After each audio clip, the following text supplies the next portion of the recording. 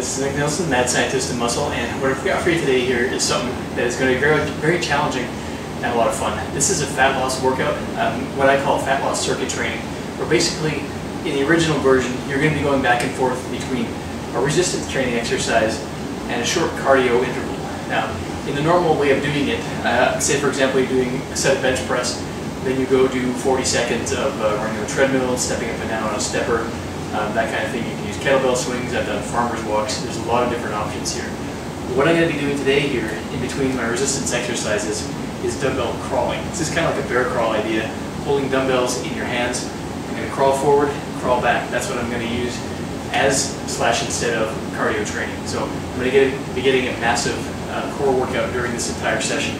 And these bear crawls, these dumbbell crawls, really hit the cardiovascular system as well. They really demand full body involvement, so they're a great exercise to use for this. Now, the exercises I'm going to run through, 4 sets of an explosive exercise for the first batch.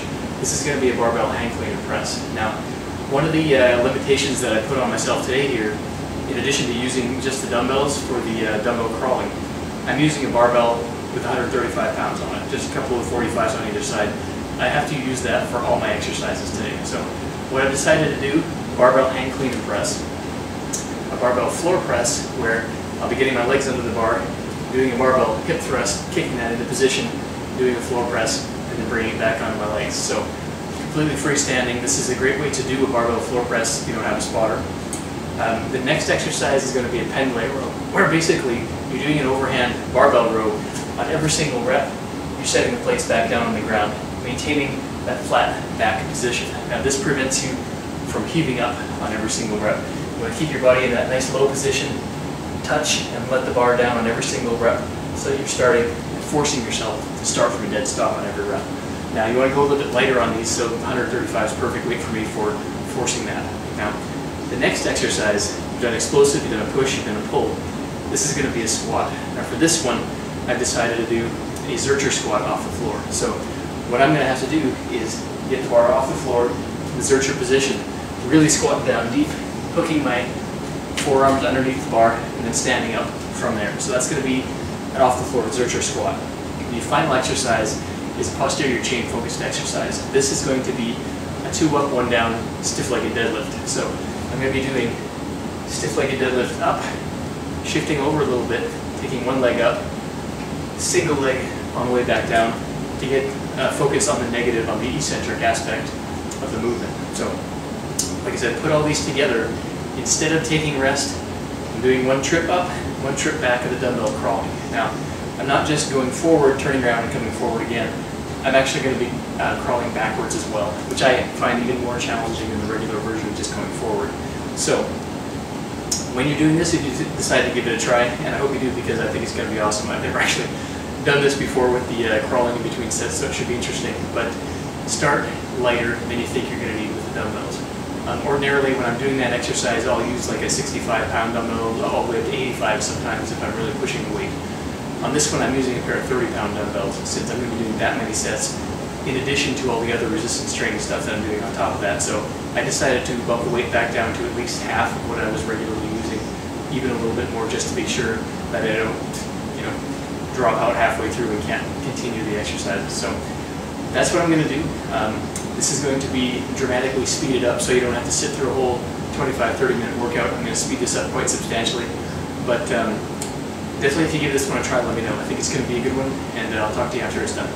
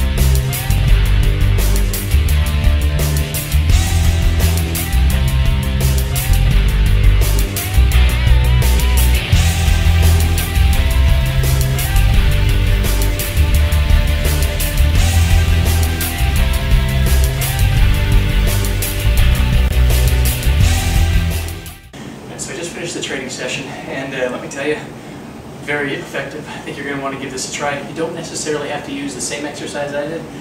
You can mix it up. You can use machines, you can use weights, you can use free weights, kettlebells, whatever you want to do to hit those major parts, which is explosive, push, pull, squat, posterior chain. I did 3 sets of each, except for posterior chain, which I did 2 sets. Now, the dumbbell crawling, like I said, you can sub in any other cardio training for that as well. I just wanted to try that out and see how it worked for the core. What I also wanted to do is do a quick run through a little bit closer in on the exercises that I performed here. So the first one was barbell hang clean and press. Now, I'm not going to use the full weight because, quite frankly, I'm beat and I couldn't do the same weight right now even if I tried. So, you use just an empty bar. And when you're doing this one, you want to take your feet a little bit wider than shoulder width. I like to use the 4th finger on the smooth rings of the bar here. You want to dip down a little bit.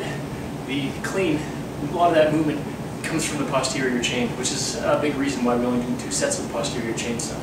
So, lean a little bit forward as though you're doing the first part of a stiff-legged deadlift. That's when you explode up. The bar should be directly up in a path vertically, not whipping around in front like so. You want basically to, and then flip your wrists back, catch the bar underneath. Now, I was catching it and doing a push press straight up to the top. You can do that with a pause like I did, or you can do one smooth movement. Using that dip after the clean to accelerate the bar up to the top. Now,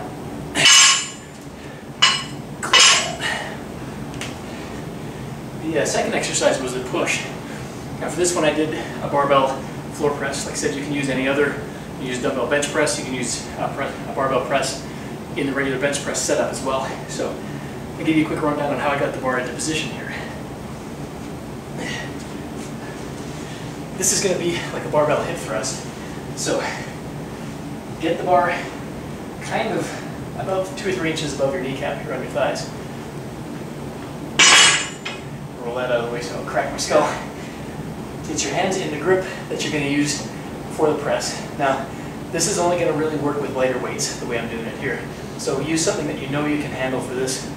Start with just the bar if you need to, not a big deal. So,